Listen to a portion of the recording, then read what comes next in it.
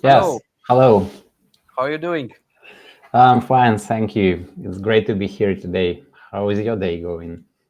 Oh, it's getting a little bit tiresome, but we're going through, no Yeah, problem. still going. Really, really interesting presentations so far. We are really waiting for your presentation because no one has talked about Omnichannel yet, besides Okay. email plus SMS, but yeah, not too deep. So, Okay. yeah, Let's hear the thing. yeah, how to stay in the spotlight. Yeah. The idea is so again, happy to be here. And the idea of my presentation is to think about the problem that we as brands see quite often. So people switch from one platform to another, from one channel of communication to another, and we want to stay there. We want to be with the brand. So today I will talk about the approach that I believe is the most correct and helps businesses in retail, e-commerce, and actually a lot of other verticals to properly do the marketing and direct marketing, especially, so that the customer stays in the spotlight. Um, so, just a few words about myself. I'm an IT entrepreneur and business consultant for more than 20 years. Yep, I'm old. And now, like for the last decade, I'm working in MarTech and currently working in Yespo. Being a co-founder and operations director is a very interesting task. And working in Yespo, Omnichannel customer data platform is basically the main thing that I do all the time. So that's why my speech today is like really will be based on like actual experience. Also, as we are on Email Masters Conference, you also probably know some other products we have in our ecosystem of products, which is Stripe, the most popular online email editor in the world, and Claspo, the pop-up builder. So having all these different ways how we communicate with customers is actually binded together with customer data platform. So we work with lots of different industries. It's e-commerce, like direct brands communications, also retailers like Leroy Merlin, Yves Rocher, and so on. And in my presentation, I want to share part of this experience that we have mutually achieved with some of these brands that would be showing how exactly they managed to leverage customer data and leverage omnichannel approach to build better customer communications and eventually better customer experience and eventually better revenues for their business. So again, what it means to be in the customer spotlight. So basically, we can imagine that whenever a customer goes, whatever he does, and whatever product he uses right now, like for instance, I could use laptop or mobile phone or go to like social media and so on, brands wants to stay in the spotlight because it's like really important to be on top of mind of a customer. So that's what we most often expect, saying that customer, the brand is in the customer spotlight. But to like basically achieve this, we have to implement slightly different approach, and that's what we will talk about. Let's start with some statistics. So 76% of customers prefer different channels depending on context. So throughout the day, I might be commuting to my work, and I will be using primarily my mobile phone. And I will look in through the offerings, or maybe look and check through my inbox. Later on, I'm at my work and working at my laptop, and it will be like totally different tool for me, and I still maybe in the same process. I'm still discovering some products to buy. In the night, I'm in my bed looking at my iPad and probably also receiving some notifications about something that I was discovering before. So that's how customers behave right now. They don't stick to one channel, came to the website, made a purchase, paid the money, and everybody's happy. Unfortunately, it's a lot more complex right now. So people use messengers to communicate with brands. They use their smartphones. They use web browser on their laptops and desktops. They check their inboxes. They also go to the shops offline to make a purchase or to be more sure about the purchase they're going to do. They might be calling to your call center asking some additional questions about the products. They could be leaving feedback on social media or looking through your advertisements. So they are in a lot of places. And 89% of customers are retained by companies with omnichannel engagement strategies. So that's a lot of the audience is already covered by something that is called omnichannel strategy. Basically, quite often I can receive a text message from a brand. I can also receive something in Telegram Messenger. To receive something in my inbox, of course, some transactional messages or promo campaigns. So a lot of customers already covered. And to do so, companies have to adapt to the behavior of the customer and to meet customer at the places that he's currently in. They use chatbot, that use web push notifications for browsing, they use app inbox, they use widgets, they can implement product recommendations to personalize website layout. For smartphones, they usually use mobile push, in-app notifications, text messages, and so on.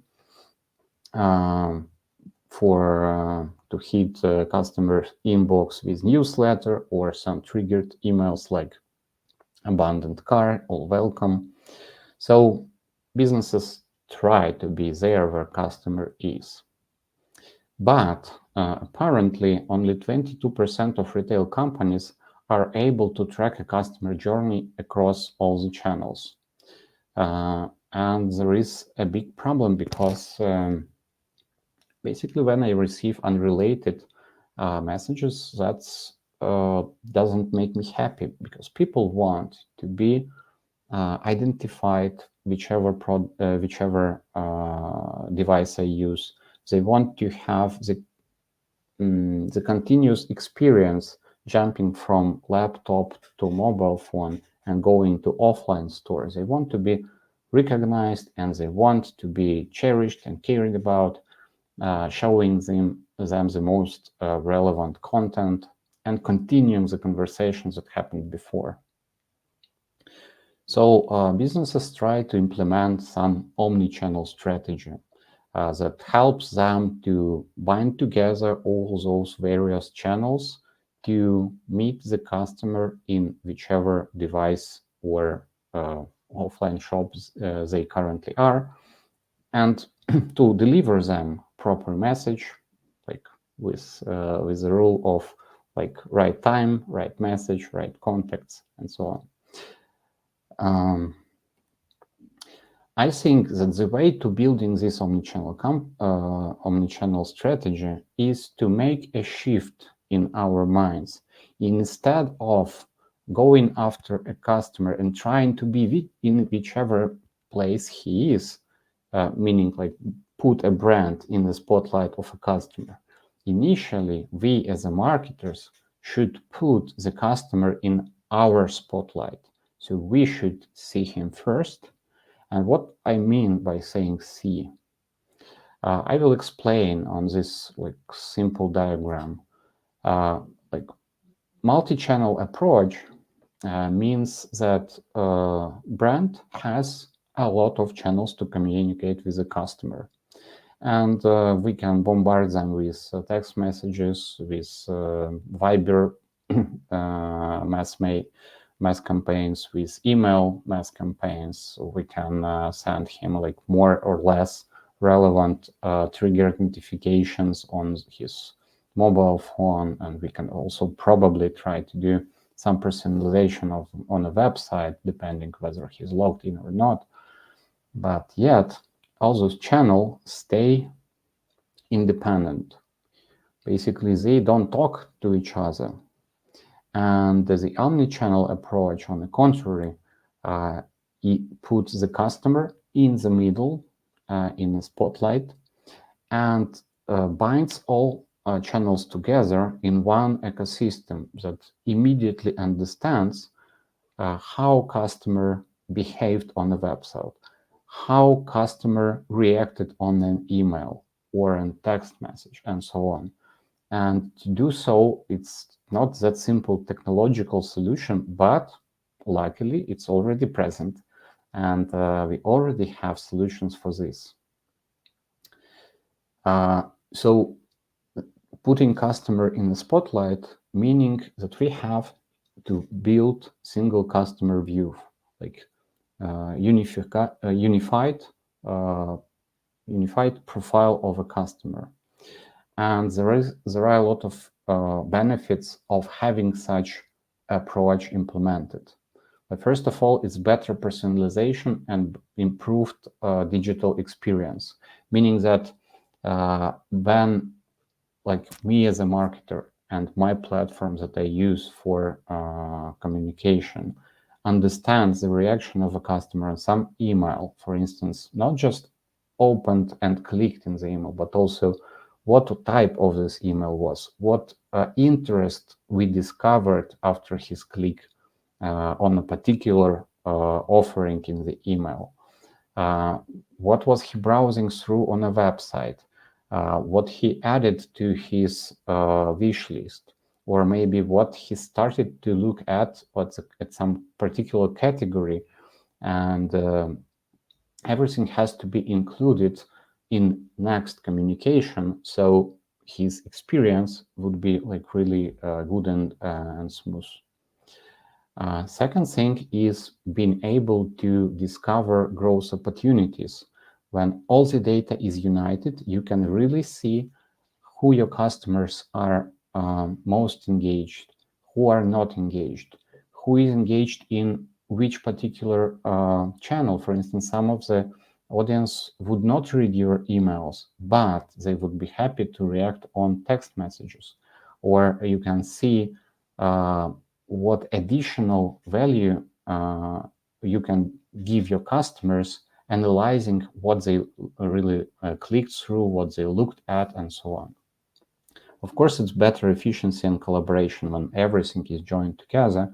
You can better combine different channels, for instance, simply moving from less expensive channels to more expensive channels, optimizing your budget and still enabling the best reach possible. And of course, it's better security for the customer data. There is a step-by-step guide to go and come to the single customer view. I will just highlight the main steps. First of all, when we as a marketer think about, okay, I want a single customer view, so what do I start with? Like, first of all, you have to identify the data sources where your customer's data is. It could be CRM system, transactional databases, could be like social media platforms. It could be some data in website analytics and so on. Then you have to be able to extract this data and purify. So on step 3, we have to remove duplicates. We have to be able to fix the errors that would definitely be, because like with duplicates, it's like one of the biggest pains, because on your website you might be having one identifiers like customer ID, in your email service provider, you have emails.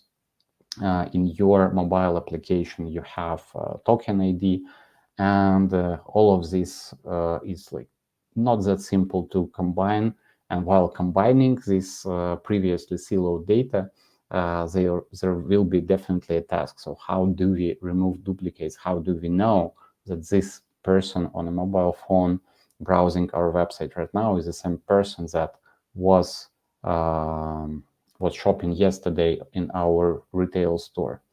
But this is possible to fix. So step number 4 is integrating the data.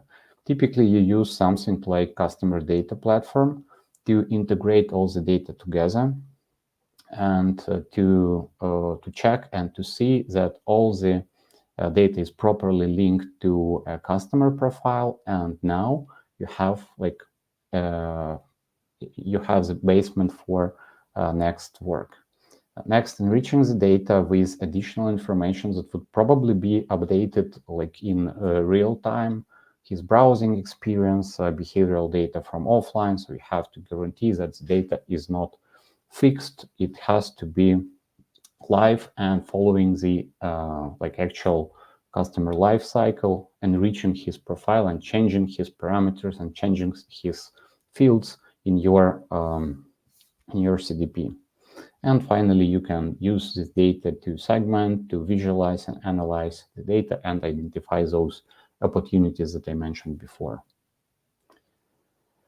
So, as we are on a conference of Masters of Email Marketing, I wanted to share this idea of how the role of email marketing has to change to be able to cope with those challenges that I mentioned, and to be able to implement this like smart omnichannel approach.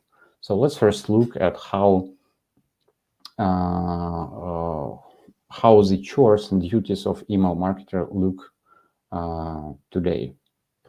So probably it's not everyone has the same situation, but I picked some very typical routine tasks that email marketing does today, especially in more or less complex businesses that, for instance, uses several platforms to communicate with customers.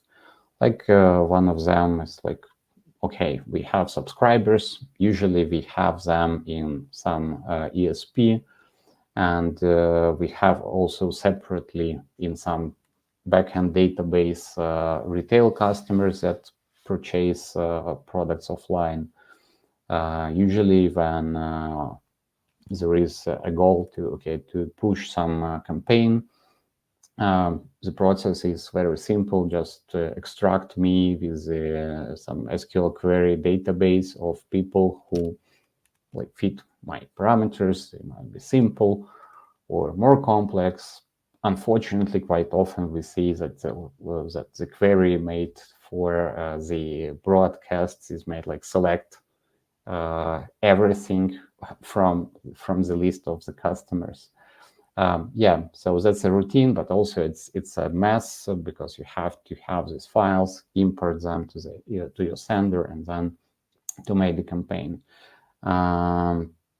Website, the data that usually like very rich and very important data that shows us what like real interests of a customer currently are, is his browsing history and his behavior on the website. Unfortunately, email marketer though has access to Google Analytics quite often, but he uses it only for analysis. So the data about browsing behavior of customers is not actionable. And yeah, I can see like conversion rate from my email campaign, or I can see how much traffic brought my direct communications to the website. In best case scenario, I can even see who like actually made the purchase after this, but I cannot personalize my future communications just based on this data. And one more example for those of you who also have mobile apps alongside your retail store and alongside your online store. Typical story is to implementing some push campaigns. You have to go to your development team to ask them, okay, please set up in Firebase this JSON that I've prepared, which is like really, really inconsistent and not quick. Because if I want to do something smarter, for instance, to show this notification on, I don't know, on a third login, or I want to show it only if the purchase was not made in the previous session. So everything gets more complex, and you have to basically take a cue in the roadmap of developers, and quite often you just cannot manage to deliver your marketing ideas in time just because the process it's not that straight. So how the role of email marketer should change to be able to deliver this approach if we already have this mess in our life? So the answer is to become an omnichannel marketer. So instead of just thinking about yourself as a person responsible for communication in one channel, the proper attitude is to say, okay, I'm responsible for communications in any channel. So to become an omnichannel marketer. And what does it mean to be an omnichannel marketer? It means to have the power of data to be able to act upon the data immediately without needing to go anywhere, without like SQL queries, without asking the analytics to create a segment for you. It means also that all channels have to be in responsibility of a marketer. Web push, mobile push, in-apps, emails, text messages, Vibers, app inbox notifications, widgets on a website, anything that where we as a brand can communicate with the customer directly have to be united in one logic, in one strategy. And the answer that helps marketers achieve this is hidden in these three letters: CDP, Customer Data Platform. There's quite a lot of solutions like this, and the main difference with like traditional marketing automation or ESPs is being able to digest the data from any data source, whether it's application data, website behavior, or it's just even simply a backend database in BigQuery or PostgreSQL. Anything could be used to build this single customer view, unified customer profile. With this profile unification, you can do segments, you can implement predictive analytics, you can do personalization and automations, but only when you have all this data from different channels binded together. And of course, the important part of effective solution is not just being able to collect the data, but also to act upon this data immediately. We call this activations, and basically you can send widgets and set up widgets and rules for widgets for a particular segment, the same way you do it for emails.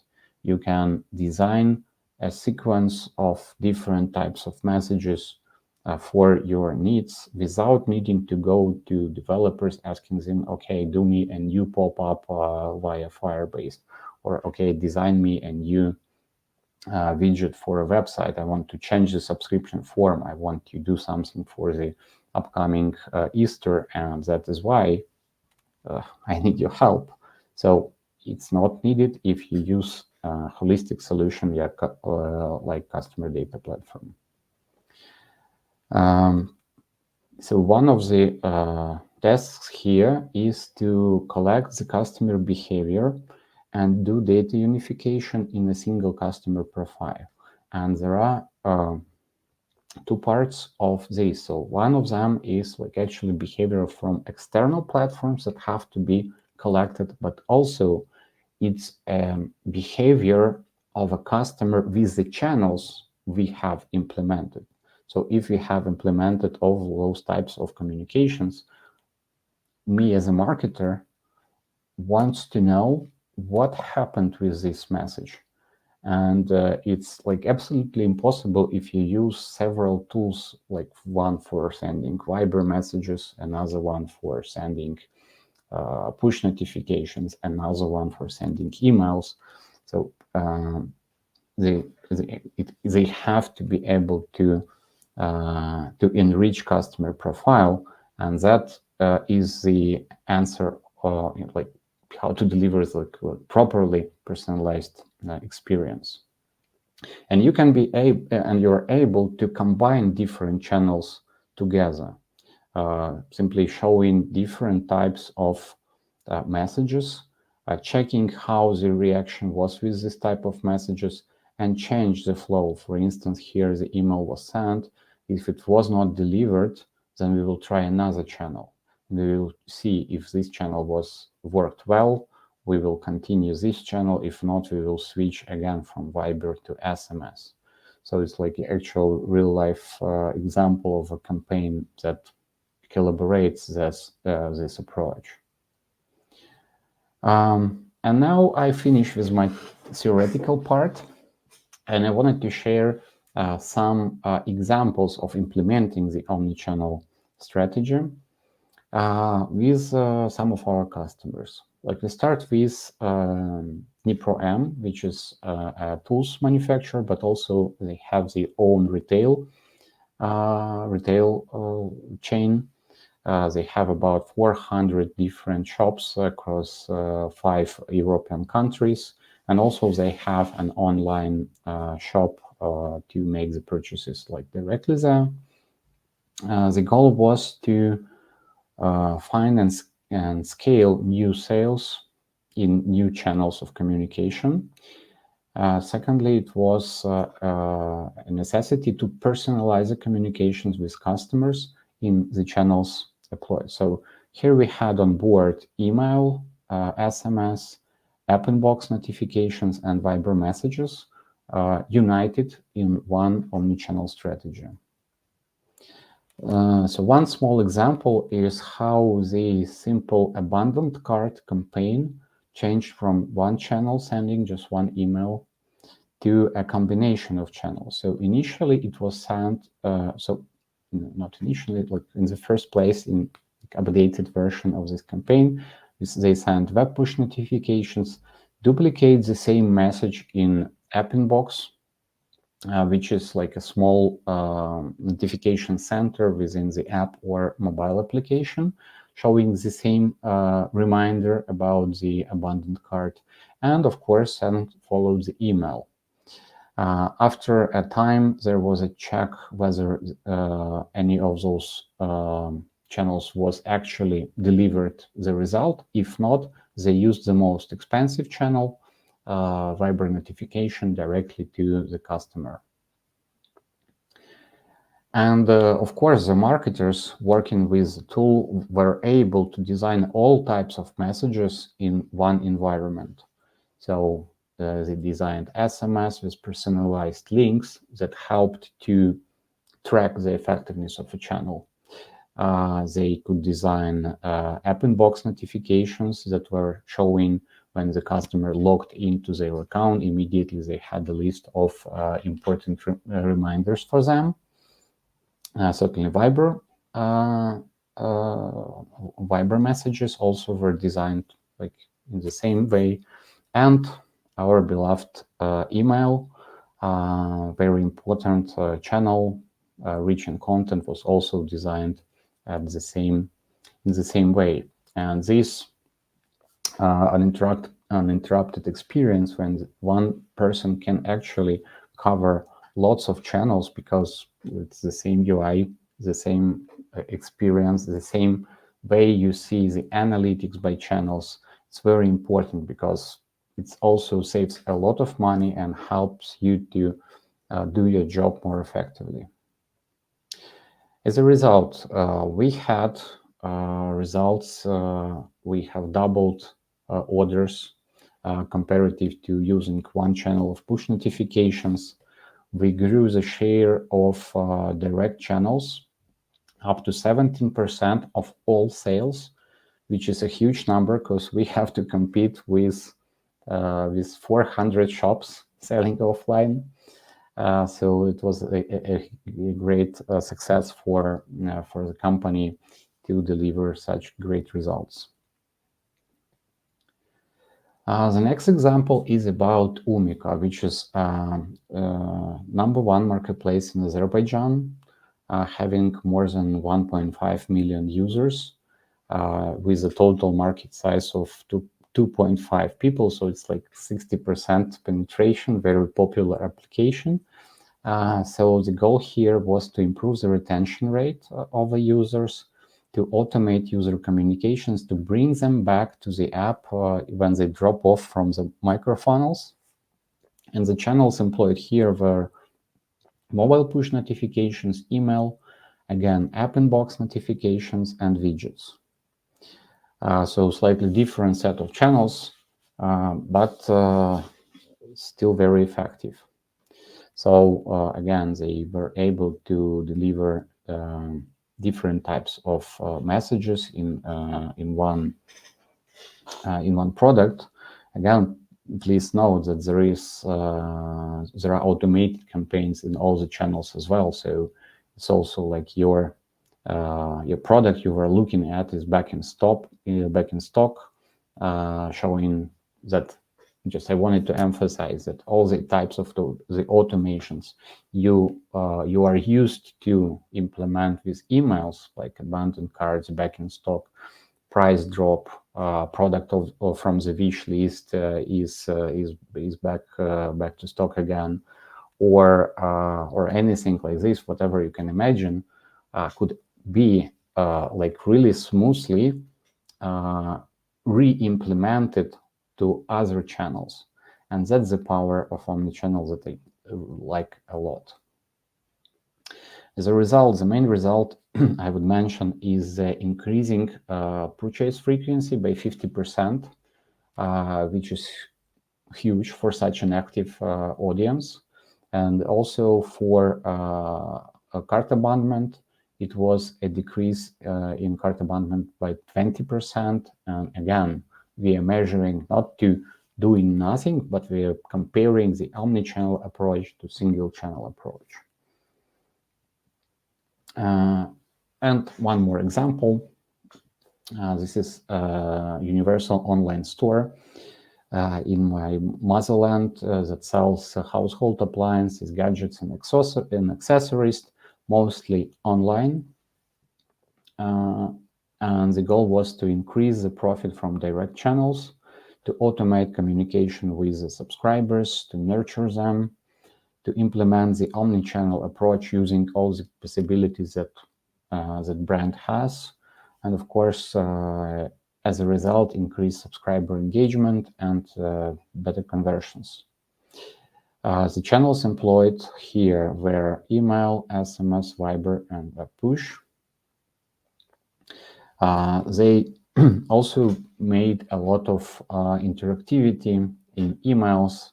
Like, for example, they had this Wheel of Fortune in their emails, like personalized promo codes, and also using additional channels like Viber to re-engage people for some seasonal activities, like for Black Friday, and also using web push notifications to re-engage customers to the website. So the results here were increase in sales by 7% with using Viber campaigns, increase by 3% increase in sales with web push notifications, and additionally generalized 10% increase in sale after implementing omnichannel communications to the store. So this is the great results I wanted to share with you when you employ a lot of channels, but not make it multi-channel, but you make it omni-channel, putting the customer in the middle and binding and connecting on all the channels together in one system. So the answer to my initial question that was put in the topic of my presentation, so how to stay in the customer spotlight, is to put a customer in your spotlight. So this is it from me. I would also be happy to continue the conversation with you guys on my LinkedIn. If anyone wants to ask me anything, so please, no problem, join me. I'm like very friendly. And now I'm back to studio. Really? To answer the question in real life. Thank you, Alex. Really interesting use cases. Actually, we in Estonia, what we have to tell as a comparison, we don't have too many brands that can maybe go to omni-channel marketing. We know of some, but seeing like such variety of different companies, it's really inspiring. But I have a technical question. How is it the permissions, how the permissions are managed? For example, in the EU, it's well, everything you do regarding marketing, you have to ask permission for. For example, if you want to send me marketing emails, you have to ask for permission. If you want to send marketing SMS, you have to ask for permission. If you want to send me Viber messages, you have to ask for permission, basically. Is it somehow, doesn't it make it too complicated, or do you have some comments about this?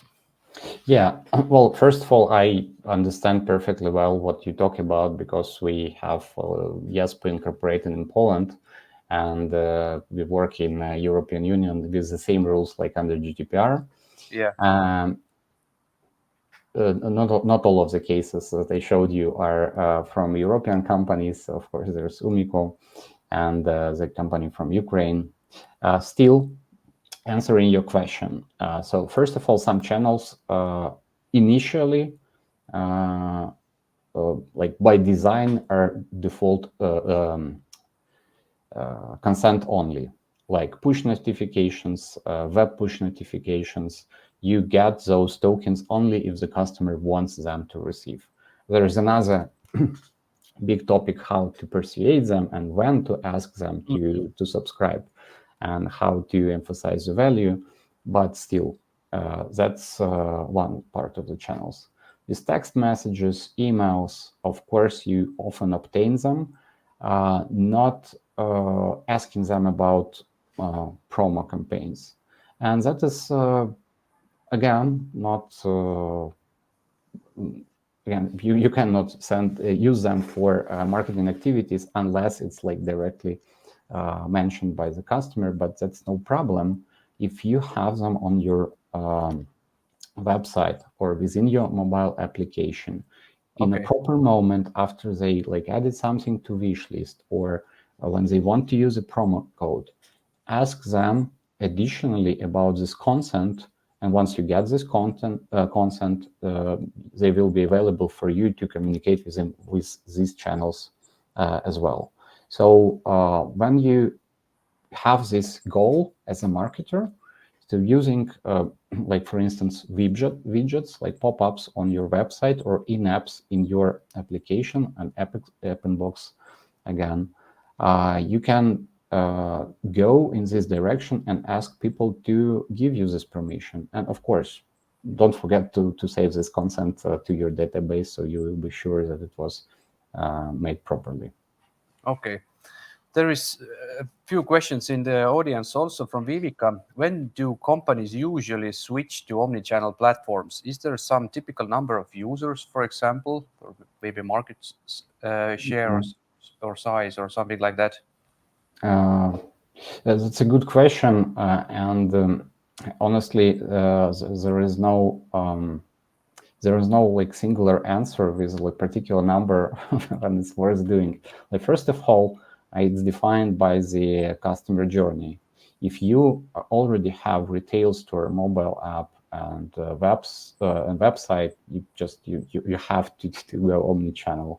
In simpler cases, like for instance, we have only online shop.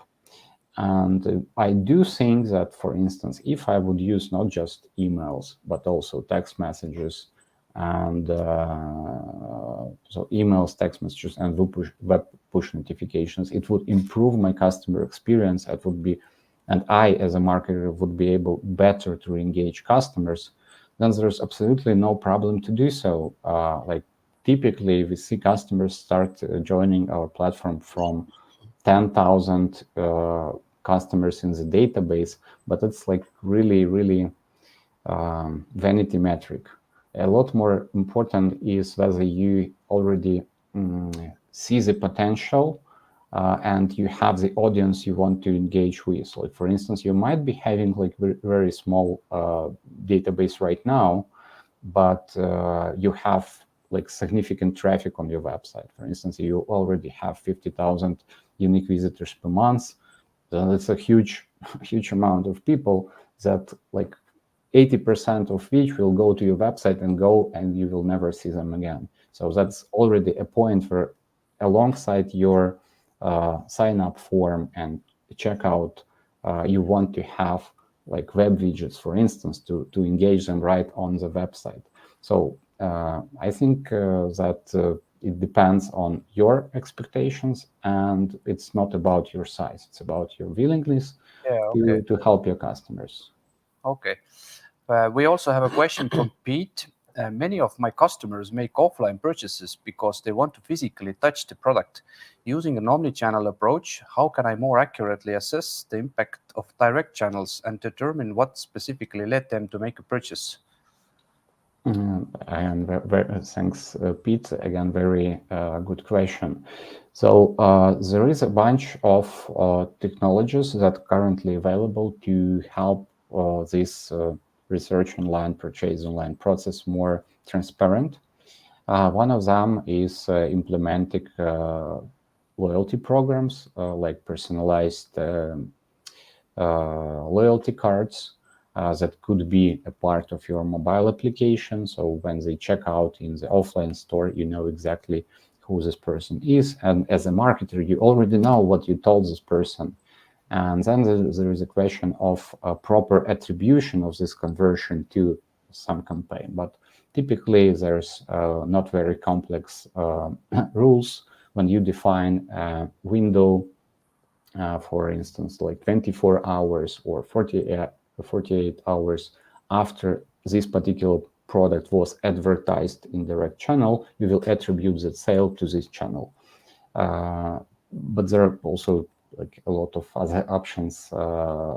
Like it's not your question, but for offline, you can also implement the same logic you usually implement on the websites using product recommendations. One of the cases that I didn't mention was actually delivering product recommendations to post terminal in the moment of selling. So because, well, we know a lot about what he was looking through at the website and what he probably is most interested in.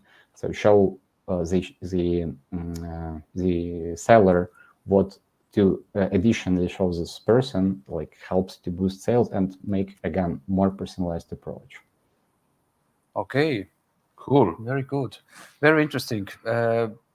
We are definitely, I remember actually one time, maybe 10 years ago, when I was talking about the future of email marketing, and then I said that it's going to be omni-channel, and there was one nice use case that I left some product in the shopping cart. I forgot it. Something came up. I went away. Then my mobile app pings me when I drive by from a physical location of the store. It sends, "Oh, hi, you have this thing in your shopping cart. Come by. We have it in the stock, and here is a matching trousers also for you." So basically. Yeah, now it's not a future. Now it's like it's. I would not say that's like a daily routine for everyone, but we see these cases. Yeah. Yeah. So imagination is the no limits. Thank you, Alex, very much. Very insightful. There is one more question. You can answer it in the chat. In the comments. Yeah, from Anne. Okay. And wish you all the best. Thank you so much.